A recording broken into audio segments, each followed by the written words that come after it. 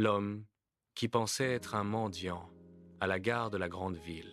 Dans une grande ville, très bruyante, il y avait une vieille gare où les trains arrivaient et partaient toute la journée. Chaque matin, très tôt, les trains entraient dans la gare avec un grand bruit.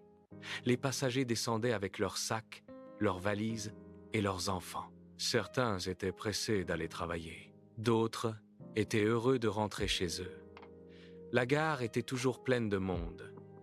Près de cette gare vivait un homme pauvre nommé Karim. Karim n'avait pas de maison confortable. Il dormait souvent près de la gare, sous un petit abri. Il n'avait pas de travail non plus. Pour survivre, Karim mendiait. Tous les jours, il marchait dans les trains et demandait de l'argent aux passagers. Quand il voyait quelqu'un assis, il disait doucement « S'il vous plaît, pouvez-vous m'aider ?» Parfois, une personne lui donnait une petite pièce. Parfois, quelqu'un lui donnait un peu de nourriture. Mais beaucoup de gens passaient sans le regarder. Karim était habitué à cela. Il pensait dans sa tête « Je suis un mendiant, c'est ma vie ». Il croyait qu'il ne pouvait rien faire d'autre. Les jours passaient toujours de la même manière. Le matin, il demandait de l'aide. À midi, il mangeait ce qu'il avait reçu. Le soir, il s'asseyait fatigué près de la gare. Karim ne rêvait plus d'une vie meilleure. Il pensait que sa vie ne changerait jamais. Mais un jour, quelque chose d'étrange arriva. La rencontre avec un homme étrange. Un matin, un train arriva dans la gare comme d'habitude. Beaucoup de passagers descendirent. Parmi eux se trouvait un homme très grand. Il portait un beau costume propre et des bottes brillantes. Il marchait avec confiance. Il avait l'air riche et important. Karim le regarda et pensa « Cet homme a sûrement beaucoup d'argent. Peut être qu'il va m'aider. » Karim s'approcha de lui et dit « Monsieur, s'il vous plaît, pouvez-vous me donner un peu d'argent ?» L'homme s'arrêta et regarda Karim calmement. Puis, il lui posa une question très étrange. « Dis-moi, est-ce que tu donnes quelque chose aux autres ?» Karim fut surpris. « Non, monsieur, » répondit-il. « Je suis un mendiant. Je demande seulement de l'aide aux gens. » L'homme réfléchit un instant puis dit « Moi, je suis un homme d'affaires. Dans la vie, je crois aux échanges. » Karim ne comprenait pas. L'homme continua « Dans les affaires, quand quelqu'un me donne quelque chose, je lui donne quelque chose en retour. » Karim dit tristement « Mais je n'ai rien à donner. » L'homme répondit « Si tu ne donnes rien, les gens ne verront pas ta valeur. » Puis il monta dans le train. Quelques secondes plus tard, le train partit. Karim resta seul sur le quai. Les paroles de l'homme tournaient dans sa tête. « Si tu ne donnes rien, les gens ne verront pas ta valeur. » Karim se sentait confus. Toute la journée, il continua de penser à ces mots. Pour la première fois de sa vie, il se posa une question très importante. Est-ce que je pourrais donner quelque chose aux autres ? Une idée toute simple. Pendant 2 jours, Karim réfléchit beaucoup. Il marchait autour de la gare et pensait « Que puis-je donner ?» Mais il n'avait rien.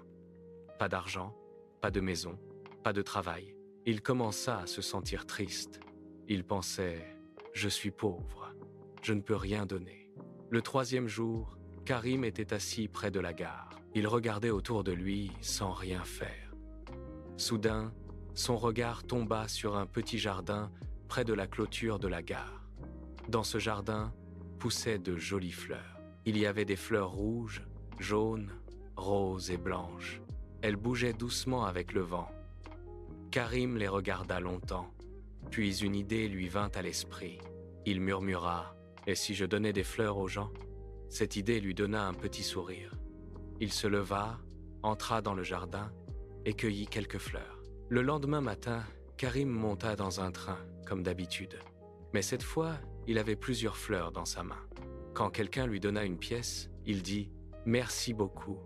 Voici une fleur pour vous. » Les gens furent surpris. Une femme sourit et dit « Oh, merci, c'est gentil. » Un enfant cria « Papa, regarde, le monsieur m'a donné une fleur. » Petit à petit, les passagers commencèrent à remarquer Karim. Avant, ils voyaient seulement un mendiant. Maintenant, ils voyaient quelqu'un qui offrait quelque chose. Chaque matin, Karim cueillait des fleurs, puis il les donnait aux personnes qui l'aidaient. Et quelque chose d'étonnant arriva. De plus en plus de gens commencèrent à lui donner de l'argent. Karim se sentait différent. Il ne se sentait plus inutile. Il avait l'impression d'apporter un peu de joie aux gens. Mais il ne savait pas encore que cette petite idée allait changer toute sa vie. Une deuxième rencontre. Un jour, Karim marchait dans la gare comme d'habitude avec ses fleurs. Un train arriva. Les passagers descendirent. Et soudain, Karim vit quelqu'un qu'il reconnut immédiatement. C'était le grand homme en costume. Le même homme qui lui avait parlé quelques semaines plus tôt. Karim courut vers lui avec enthousiasme. « Monsieur, dit-il, aujourd'hui j'ai quelque chose à vous donner. » L'homme le regarda avec surprise. Karim montra ses fleurs. « Si vous me donnez une pièce, je vous donnerai une fleur. » Le grand homme sourit. Il sortit une pièce et la donna à Karim. Karim lui donna une belle fleur. L'homme regarda la fleur et rit doucement. « Très bien, dit-il. Maintenant, tu es comme moi. » Karim demanda « Comme vous ?» L'homme répondit « Oui. » « Tu es devenu un homme d'affaires. » Puis, il descendit du train et continua son chemin.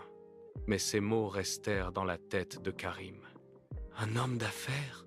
Karim n'avait jamais pensé à cela. Avant, il disait toujours « Je suis un mendiant ». Mais maintenant, il commençait à penser autrement. Il leva les yeux vers le ciel et dit « Peut-être que je peux faire plus ». Les gens autour de lui pensaient qu'il était un peu fou. Mais dans son cœur, quelque chose avait changé.